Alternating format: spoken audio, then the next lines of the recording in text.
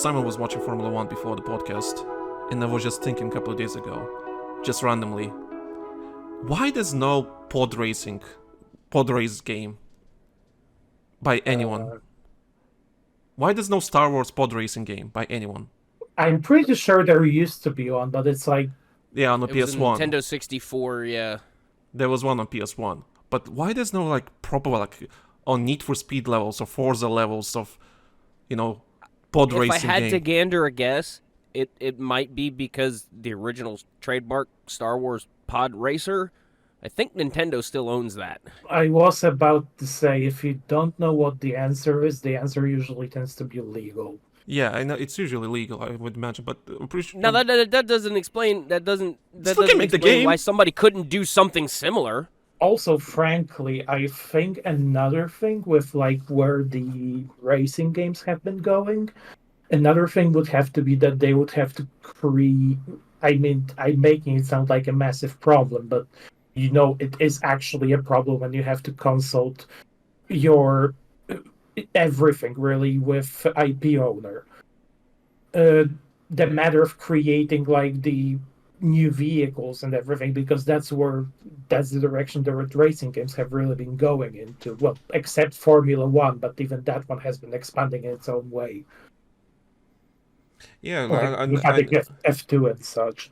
Yeah, I know about that, about Formula 1 expanding and all that kind of stuff. But yeah, it's like just I randomly thought to myself, like, I think it was like maybe I read Formula 1 news or something like that, and just came to my mind like, why no publisher or Disney or whoever Disney. You mentioned that, and the first thought that goes through my mind is, wow, that kind of was a bit of a missed opportunity for Jedi Survivor potentially, because it could have been, you can't tell me that couldn't have at least been like a side thing instead of that stupid holotable shit.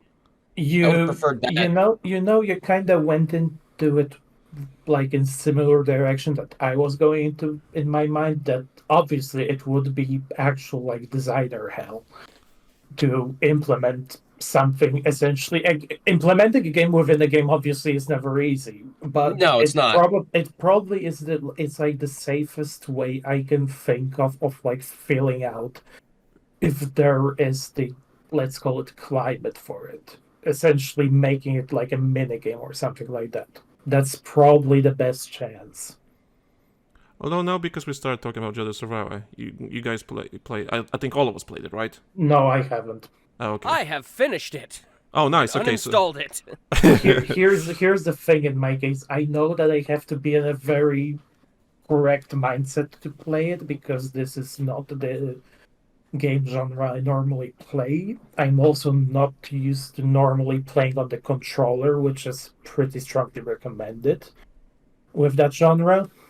So, like, I'm gonna get to it eventually. That eventually just probably isn't now. Also, I still have, like, the slight trauma of being lost on Zepho for 4 hours in Fallen Order. Yeah, like, I'm like you. For me to play these kind of games, I mean, I already have, like, 20 hours, I think, in Jedi Survivor. But for me to play these kind of games, like single-player games especially, it's like I need... not motivation, but just like assign a time where can I just relax and play the game and get immersed in it. Yeah, like be also in the mindset where you know that you're not going to go like an instant giga tilt. Yeah, that too. It's just one of those things that it's for me. It's in general with all the single player games. Like I'm more like a multiplayer type of gamer, and yeah, for me, I just need to specifically design a time where I can actually play and enjoy the game. Because, for example, because it's Star Wars, I kind of want to, like, you know what, I want to be immersed in Star Wars because it's Star Wars, or Witcher, or whatever. That when I play those type of games, story-heavy games or whatever you want to call them, it's just like, yeah, I need to commit.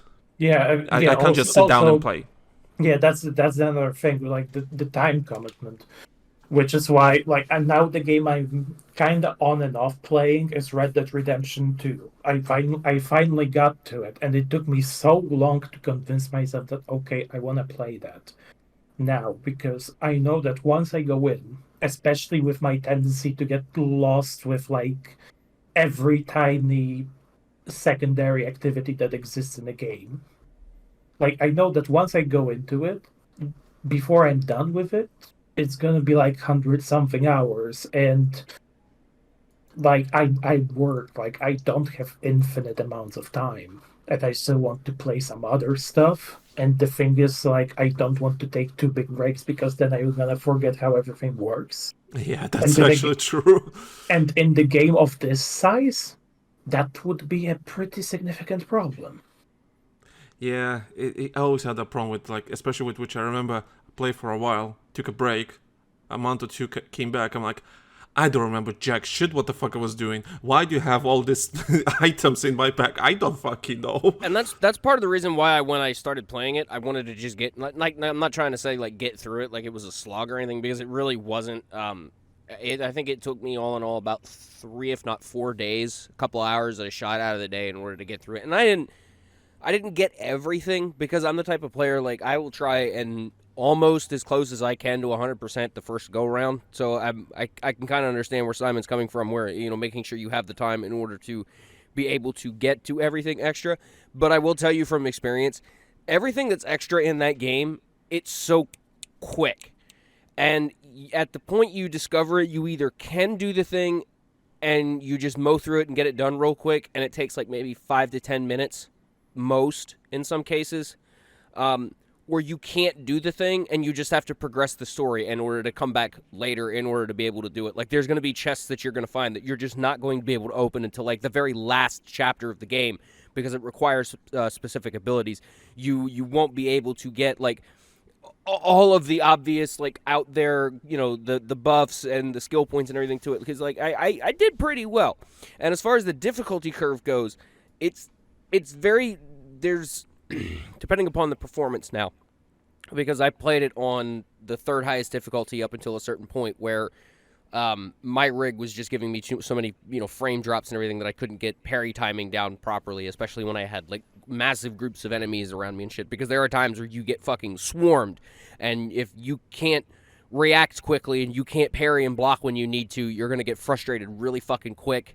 So I had to turn the difficulty down a bit just so that parry timing would be a little bit more forgiving, and then the experience was perfectly fine from there until the end of the game, with the exception of fighting Vader. But I won't spoil anything further than that. Because, I mean, clearly, obviously, you fucking come across Vader. It's a goddamn set piece. That's not even really a fucking spoil at this point, kids. It's fucking Star Wars. I'm pretty sure that was in like one of the trailers, even anyway. Yeah, so I'm really not even giving anything away. I'm just saying it's not even really a fight. It is, but it isn't. So, going forward, it's not really that much of a time sink that you have to commit to it. You can, blaze through that game on an average difficulty.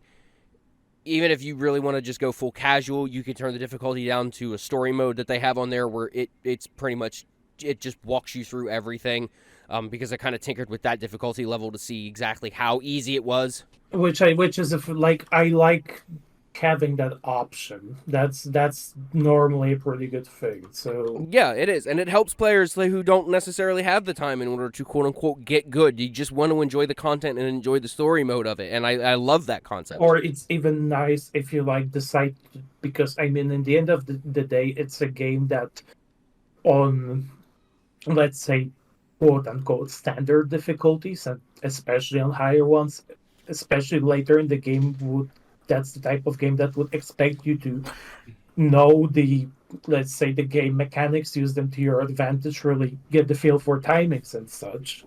Because, and if you take like a very long break for one reason or another, because I know you got frustrated or in real life or whatever, if you're just gonna come back later in the game, then fucking Rick the door technician is gonna wipe the floor with you.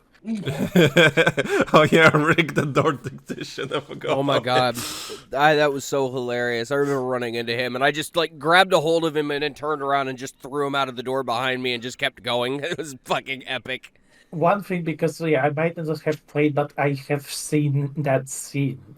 My favorite bit about it is how long the corridor is. My man has like 10 seconds at least, if you don't run at him, to make up his mind and decide, is this a good idea? To which the answer clearly is yes.